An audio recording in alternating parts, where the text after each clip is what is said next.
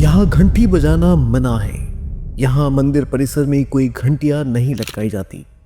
यहाँ सुबह सुबह कोई आरती नहीं की जाती। यहाँ 2 मिनट से ज्यादा दर्शन करने पर प्रतिबंध है। यह मंदिर अटूट आस्था और भक्ति का प्रतीक है।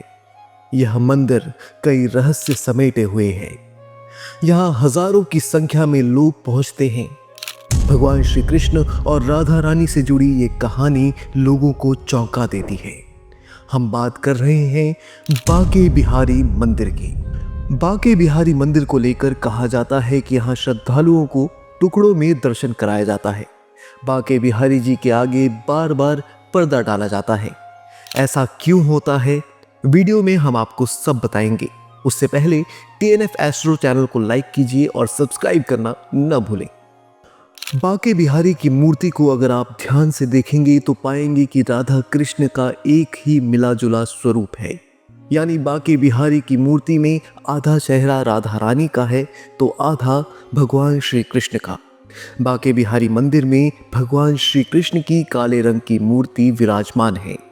मान्यताओं के अनुसार बांके बिहारी का प्राकट्य मार्गशीर्ष मास की पंचमी तिथि के दिन हुआ था। पौराणिक कथा के अनुसार स्वामी हरिदास जी भगवान श्री कृष्ण को अपने आराध्य मानते थे। उन्होंने अपना संगीत भगवान श्री कृष्ण को समर्पित किया। वह भगवान श्री कृष्ण की भक्ति में पूरी तरह से लीन रहते थे।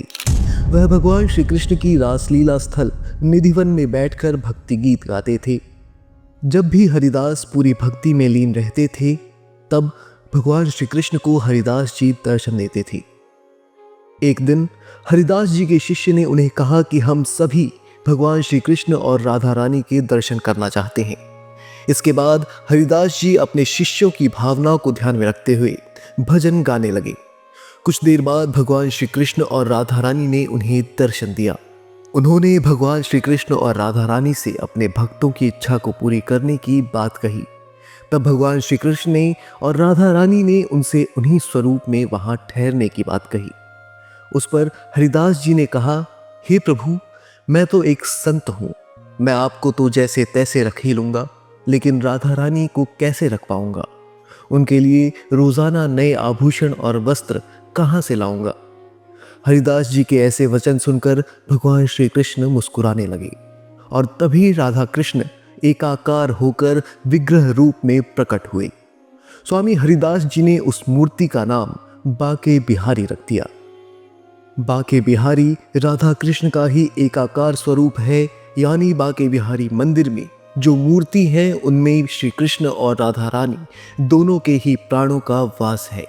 ऐसी मान्यता है कि विग्रह रूप में भगवान का दर्शन करने से व्यक्ति की सभी मनोकामना पूर्ण हो जाती है। चलिए अब हम जानते हैं कि बांके बिहारी मंदिर में बार बार पर्दा क्यों लगाया जाता है। मंदिर को लेकर कहा जाता है कि बांके बिहारी जी का दर्शन टुकड़ों में कराया जाता है। इसकी वजह यह है कि श्रद्धालु बांके बिहारी जी को अधिक देर तक न देख सकें। लेकिन पहले ऐसे नहीं होता था। श्रद्धालु जितनी देर हो सके उतनी देर तक बांके बिहारी जी के दर्शन कर सकते थे। लेकिन एक बार एक साधक बांके बिहारी जी के दर्शन करने के लिए मंदिर आया।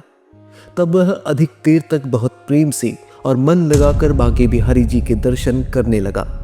उस दौरान भगवान साधक के प्रेम से इतना प्रसन्न हुए कि उनके साथ ही चलने लगे। जब मंदिर के पुरोहितों ने देखा कि बांके बिहारी जी की मूर्ति वहां स्थान पर नहीं है तो वह भगवान को वापस चलने की विनती करने लगे। तभी से हर 2 मिनट के गैप पर बांके बिहारी जी के सामने पर्दा डालने की परंपरा शुरू हो गई। बांके बिहारी जी को लेकर कहा जाता है कि बांके बिहारी अपने सच्चे भक्त का हमेशा ख्याल रखते हैं। बताया जाता है कि एक गरीब ब्राह्मण बांके बिहारी का भक्त था। एक बार उसने किसी महाजन से कुछ रुपये उधार लिए। हर महीने वह थोड़ा थोड़ा करके कर्ज चुकाता रहा। आखिरी किस्त से पहले महाजन ने उसे अदालती नोटिस भिजवा दिया कि उधार बकाया है और पूरी रकम ब्याज सहित वापस करे। ब्राह्मण परेशान हो गया। महाजन के पास जाकर उसने बहुत सफाई दी पर कोई असर नहीं हुआ। मामला कोर्ट तक पहुंच गया। कोर्ट में भी ब्राह्मण ने जज के सामने वही बात कही, मैंने सारा पैसा चुका दिया है। जज ने पूछा, कोई गवाह है जिसके सामने तुम महाजन को पैसा देते थे? कुछ देर सोचने के बाद उसने बिहारी जी मंदिर का पता बता दिया। अदालत ने मंदिर का पता नोट करा दिया। अदालत की ओर से मंदिर के पते पर समन जारी कर दिया गया। वह नोटिस बिहारी जी के सामने रख दिया गया। उन्होंने कहा कि पैसे देते समय मैं साथ होता था और इस तारीख को रकम वापस की गई थी। जज ने सेठ की बही खाता को देखा तो गवाही सही निकली। रकम दर्ज थी, नाम फर्जी डाला गया था। जज ने ब्राह्मण को निर्दोष करार दिया, लेकिन उनके मन में यह उथल पुथल मची थी कि आखिर वह गवाह कौन था। उसने ब्राह्मण से पूछा। ब्राह्मण ने बताया कि बिहारी जी के सिवा कौन हो सकता है। इस घटना ने जज को इतना झकझोर कर रख दिया कि वह इस्तीफा देकर घर परिवार छोड़कर फकीर बन गया। कहते हैं कि वही न्यायाधीश बहुत साल बाद पागल बाबा के नाम से वृंदावन लौट कर आए। बांके बिहारी अपने भक्त का कितना ख्याल रखते हैं, इसके लिए एक और प्रसिद्ध कथा आपको सुनाते हैं। साध्वी कर्माबाई बांके बिहारी को बाल भाव में भजती थी। बाल भक्ति के आवेश में वह बिहारी जी से रोज बातें किया करती थी। एक दिन उसने कहा, मैं आपको अपने हाथ से कुछ बनाकर खिलाना चाहती हूँ। बांके बिहारी जी ने कहा, ठीक है। अगले दिन कर्माबाई ने खिचड़ी बनाई और बिहारी जी को भोग लगाया। बिहारी जी को कर्मा की बनाई खिचड़ी इतनी पसंद आई कि वह रोज आने लगे। कर्माबाई भी रोज सुबह उठकर सबसे पहले खिचड़ी बनाती थी। एक बार कोई संत कर्माबाई के पास आया। उन्होंने देखा तो बोले, आप सुबह उठते ही खिचड़ी क्यों बनाती हैं? न नहाया न रसोई साफ की।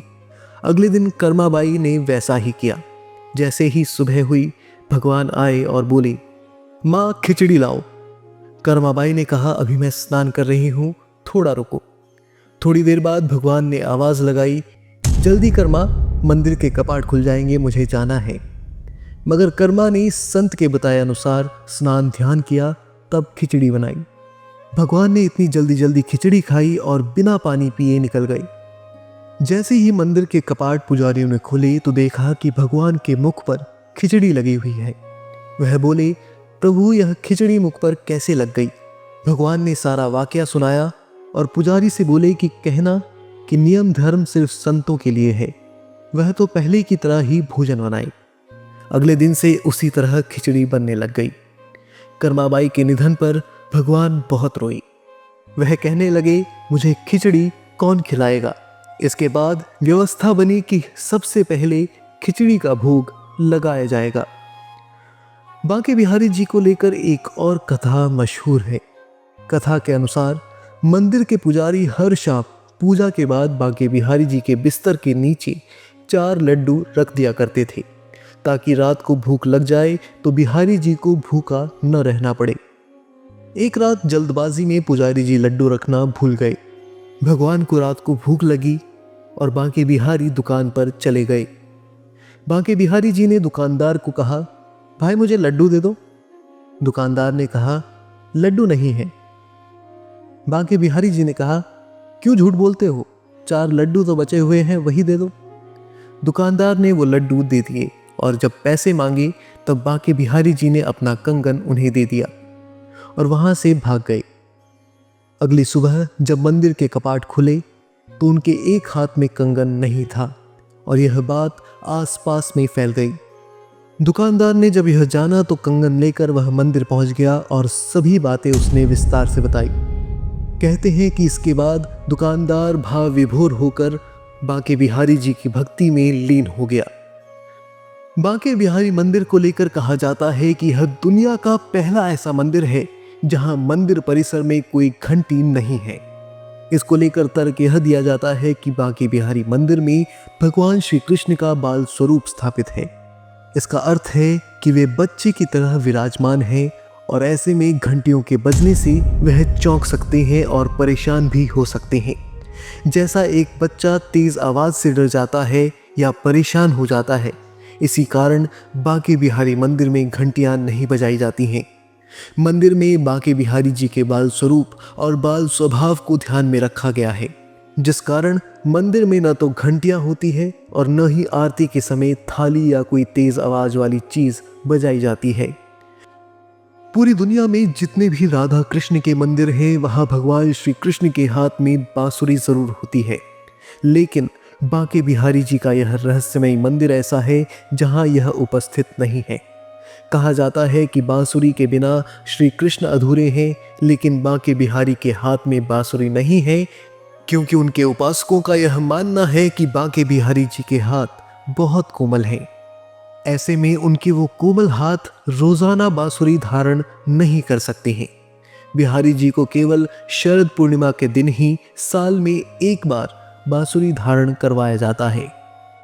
बांके बिहारी जी के भव्य प्रतिमा को अगर हम ध्यान से देखेंगे तो पाएंगे कि 3 जगहों से वह टेढ़ा है। 3 जगह ऐसे हैं जहां से वह मुड़ा हुआ है। वह 3 जगह हैं मुख, कमर और चरण। इसलिए बांके बिहारी जी को त्रिभंग भी कहा जाता है।